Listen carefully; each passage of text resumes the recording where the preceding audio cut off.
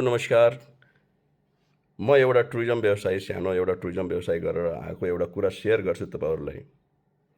Share गर्ने माध्यम किन म दिइरहेको छु भने एउटा सेयर यो स्वर्णिम बागलेजीलाई कुरा जाओस्। मैले सुने अनुसारले यो पालिको जुन बजेट भाषण छ उसमा टुरिज्मको लागि केही पनि छैन। केही पनि छैन टुरिज्मको व्यवसायहरूलाई। सायद यो पुरै इतिहास जबकि यो हामी बाहिर जति फोकस गर्छौँ नेपाल के हो भनेर पहिचान गराउँछौँ हामी टुरिज्म व्यवसायी हो। हाम्रो देश टुरिज्म हो। तर हामी अहिले पनि नयाँ पिँढी आएर पनि टुरिज्मलाई केही विचार गरेको छैन। अहिलेसम्म म 20 वर्ष भयो आफ्नो सेयर गर्दैछु। थोरै तपाईँहरू 2 मिनट बुझ्नु सम्झनु होला यो कुरा। हाम्रो नेपालमा 30 वर्ष अगाडि जुन टुरिज्म थियो नि अनि 30 वर्ष जुन ग्याप भयो नि यो हाम्रो व्यवसाय सबै यो एयरलाइन्सले बिगाडेको छ। तपाईँहरू एग्रिकल्चर भन्नुहुन्छ, एग्रिकल्चरमा फोकस गर्दै हुनुहुन्छ। तपाईँ एग्रिकल्चरमा के हुन्छ तपाईँहरूले थाहा छ? एग्रिकल्चर गर्नुभएको छ? एग्रिकल्चर भनेको 5-6 महिना 1 बिघा खेती रोप्यो भने गर्नुपर्छ। हाम्रो एउटा जन्म हो, जन्मभूमिमा हामी एउटा एग्रिकल्चर गर्नुपर्छ।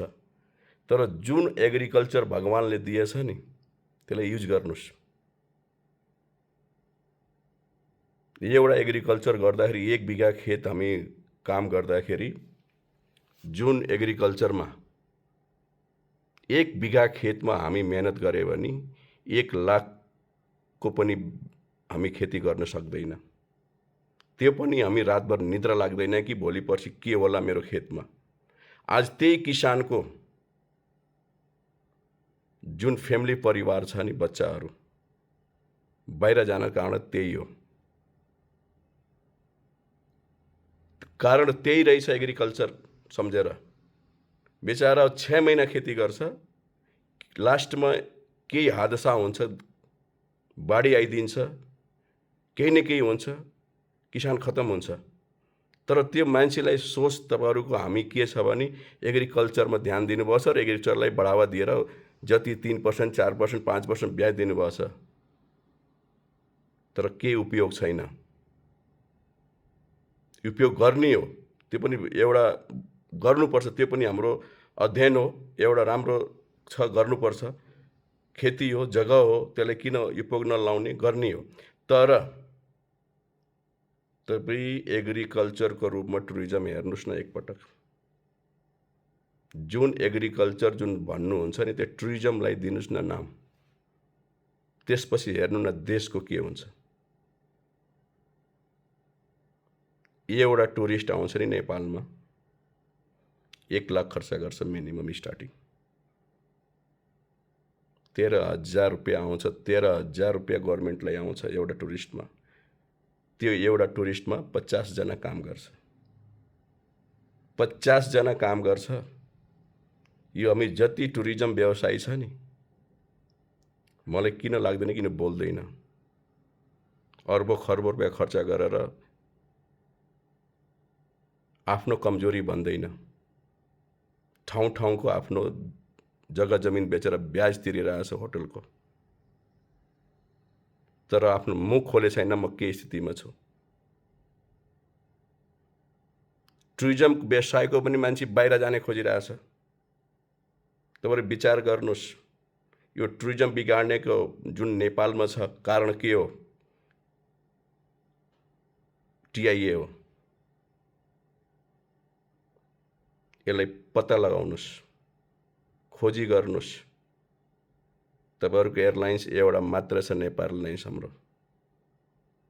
विचार गर्नुहोस्। जति एयरलाइन्स छ सब बाहिरको हो, सबै पैसा बाहिर लगिरहेछ। उले देशसँग चिन्ता छैन, उ आफ्नो एयरलाइन्समा बढी पैसा तान्नेसँग मतलब छ। एउटा दिल्लीदेखि काठमाडौँ आउँदा 10,000 रुपियाँ फेयर छ। तर त्यही काठमाडौँबाट दिल्ली जानेमा 25 देखि 30,000 छ। वाइ? उताबाट नि सेम टाइम लाग्यो, सेम फ्युल लाग्यो, यताबाट किन महँगो छ? विचार गर्नुपर्छ? छैन। एउटा टुरिस्ट तपाईँको 40,000 रुपियाँ टिकट तिरेर नेपाल कसरी आउँछ? विचार गर्नुहोस्। तपाईँ आफ्नै लिनुहोस्। तपाईँ 40,000 तिरेर दिल्ली गयो भने तपाईँ के दिल्ली घुम्न जानुहुन्छ? जानुहुन्न।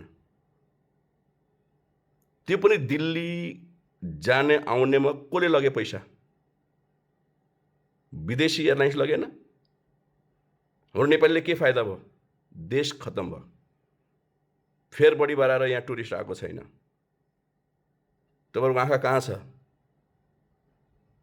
तपाईँहरू 10 लाख भन्नुहुन्छ, लाज लाग्दैन 10 लाख टुरिस्ट लाउने नेपालमा? यत्रो ठुलो देशमा 10 लाख टुरिस्ट, विश्वको नम्बर 1 कन्ट्री हाम्रो टुरिज्ममा 10 लाख लाउने तपाईँहरू न्युज निकाल्नुहुन्छ। छे, यो देशमा हेर्नुहोस्, तपाईँहरू नयाँ कन्सेप्टको मान्छे आउनुभएको छ, अनुभवी आउनुभएको छ, एकदम खुसी भयो छ जनता तपाईँको भाती। तर हेर्नुहोस्, जुन पनि देशमा नयाँ युग चेन्ज हुन्छ नि, ऊ चेन्ज गर्नुमा टुरिज्म हो। पहिला जनतालाई बिजी राख्नुहोस् न। प्रयास गर्नु न 50 लाख टुरिस्ट लाउन, 1 करोड टुरिस्ट लाउनको लागि। हेर्नुहोस्, म लेखेर दिन्छु, नेपालको 50 लाख 1 करोड जनता जुन बाहिर गएछ नि, सब नेपाल फर्केर आउँछ। सब नेपाल आउँछ। यहाँ सर्भिस दिनको लागि विदेशी लाउनु पर्छ। 10 लाखले के हुन्छ? तपाईँहरूको हिम्मत 10 लाख हो, 20 लाख हो? यस्तो देशमा मिनिमम 50 देखि 1 करोड टुरिस्ट लायो भने तपाईँहरूको जस्तो यो देश कस्तो हुन्छ? बुझ्नुपर्छ। तपाईँहरूको हिम्मत किन हुँदैन भने टुरिस्ट किन आउँदैन नेपालमा थाहा छ तपाईँहरूले? एयरलाइन्स। तपाईँहरू दिल्लीदेखि बम्बे जानुहोस् न, 4,000 5,000 आइसी फेयर हुन्छ। तर त्यही फ्लाइट 3 घन्टाको हुन्छ, 2.5 घन्टाको फ्लाइट हुन्छ। के फ्युल उसमा कम लाग्छ र? काठमाडौँ आउँदा एउटा बङ्गलादेशदेखि 1 घन्टाको फ्लाइट हो, बङ्गलादेशदेखि 50,000 फेयर छ रिटर्न। को आउँछ नेपालमा? त्यही बङ्गलादेशदेखि ब्याङ्कक जानुहोस् न, 20,000 रुपियाँ छ रिटर्न टिकट। एभ्री मन्थमा बङ्गलादेशी टुरिस्ट, इन्डियन टुरिस्ट सबै मिलाएर ब्याङ्ककमा 3 करोड टुरिस्ट आउँछ वर्षको। एउटा कोही थाई मान्छेलाई देख्नुपर्छ कि विदेशमा काम गर्न? छे, हामीभन्दा डबल त्रिपल होला तिनीहरू जनसङ्ख्या। तर हामी कति छौँ र? 3 करोड। 1 करोड टुरिस्ट आयो भने हामी कम पर्छौँ सर्भिस दिनको लागि, कम पर्छ सर्भिस दिनको लागि। ठाउँ नै हुँदैन राख्नको लागि। यो ठाउँ बनाउनु पर्यो। टुरिस्ट कसरी सर्भिस दिने हो? आज ब्याङ्ककमा सोध्नु न, तपाईँ गएर चाहिँ सिङ्गापुरमा सोध्नुहोस्, दुबईमा सोध्नुहोस्, मेजर के हो? टुरिज्म। जनता बिजी छ, कोहीसँग मतलब छैन। यो देशमा किन सबै नेता बन्न खोजिरहेछ? बिकज अफ उसको काम छैन, ऊ केही गर्न लायक छैन, नेतागिरी गरिरहेछ। तपाईँ 1 करोड टुरिस्ट भित्र आउन कोही नेतै बन्दैन। तपाईँ देशमा काम गर्नुहोस् न बिस्तारै, जनतालाई बिजी राख्नुहोस्। यो एयरलाइन सुधार गर्नुहोस्, टिआइएमा तपाईँहरू ध्यान दिनुहोस्। किन यो फेयर महँगो भइरहेछ? एउटा जुन हाम्रो देश छ नि, वर्ल्डमा कहीँ पनि छैन। तपाईँको वर्ल्डको नम्बर 1 कन्ट्रीमा 10 लाख टुरिस्ट, 10 लाख। छे, के तपाईँहरूको माइन्ड हो यार? वर्ल्डको नम्बर 1 टुरिज्म कन्ट्रीमा 10 लाख टुरिस्ट, जबकि एउटा मन्दिर, सानो मन्दिर, एउटा अब सानो त भन्ने मिल्दैन, भगवान् जन्मेको ठाउँमा अयोध्यामा अहिले नयाँ रिसेन्टली सुरु भएको छ। त्यहाँ लास्ट 1 वर्ष एउटा मन्दिरमा, नट कन्ट्री, एउटा मन्दिरमा 3 करोड मान्छे आएको, त्यो पनि लोकल। अहिले त इन्टरनेसनल आएकै छैन त्यहाँ, बिकज अफ त्यो राम्रोसँग सञ्चालनै भएको छैन। तिरुपति बालाजी जानुहोस्, सिङ्गापुर जानुस्, दुबई जानुस्, आज देशको हालत हेर्नु न।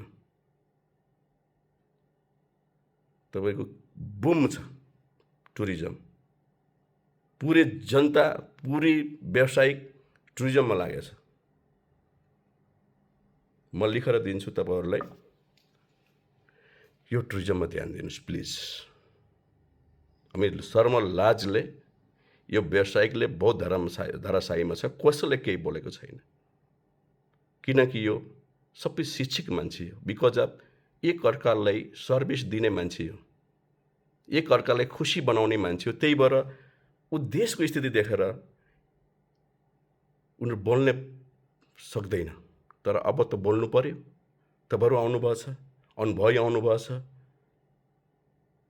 अब जाग्नु पर्यो, टुरिज्ममा जाग्नु पर्यो। ए बाबा, टुरिज्म इन्टरटेन दुनियाँ हो। कहाँ हुनुहुन्छ तपाईँहरू? पैसा, टुरिस्टलाई जति हामी सर्भिस दियौँ, जति पैसा आउने हो देशमा। तर एक बिघा खेत रोप्नुहोस्, रातभरि निद्रा लाग्दैन, भोलि बाढी नआओस्। तर त्यो फेसिलिटी सबभन्दा बढी एग्रिकल्चरमा छ। मेरो भनाइ के छ भने, यो टुरिज्मलाई एग्रिकल्चरको रूपमा लिनुहोस्। एग्रिकल्चरको जति तपाईँहरूको जति सम्मान गर्नुहुन्छ नि, यो टुरिज्मलाई सम्मान गरेर हेर्नुहोस्। त्यसपछि देश हेर्नुहोस्। तपाईँहरूको ध्यान एक तरफ, जनताको ध्यान एक तरफ। म एउटा सानो अनुभवी मान्छे हो, तर एउटा मेरो कम्पनीले वर्षमा 10,000 टुरिस्ट लिएर आउँछु। म 10,000 टुरिस्ट लाउनको लागि म करोड रुपियाँ खर्च गर्छु बाहिर मार्केटिङमा। मतलब धान जुन खेती हुन्छ, एक बिघा खेतीमा ऊ 50,000 रुपियाँ लगाएर रातभर निद्रा लाग्दैन। सरकार उसको लागि पछाडि परेछ कि कसरी राम्रो होस्। तर हामी करोड रुपियाँ खर्च गरेर टुरिज्म सरकार केही सोचेको छैन हाम्रो बारेमा। हामी आफै बदौलतमा गर्छौँ, हामी आफै मेहनतले लगाइरहेछौँ। एउटा व्यक्तिले 10,000 टुरिस्ट लिएर आउँछ भने यहाँ 1 लाख मान्छेले 10,000 लिएर आयो भने कति मान्छे भयो? तर तपाईँको सपोर्ट चाहिन्छ। टुरिज्मलाई बिना सरकारको सपोर्टले केही हुँदैन। अहिलेसम्म त हामी डिपेन्ड आफ्नो बाइ सेल्फ गरिरहेछौँ। तर अहिले तपाईँहरू सपोर्ट टुरिज्मको व्यवसायलाई नगर्यो भने देश तपाईँहरू जेसुकै गर्नुहोस्, जतिसुकै गर्नुहोस्, जहाँबाट पैसा लाएर गर्नुहोस्, स्थिति त्यही हो।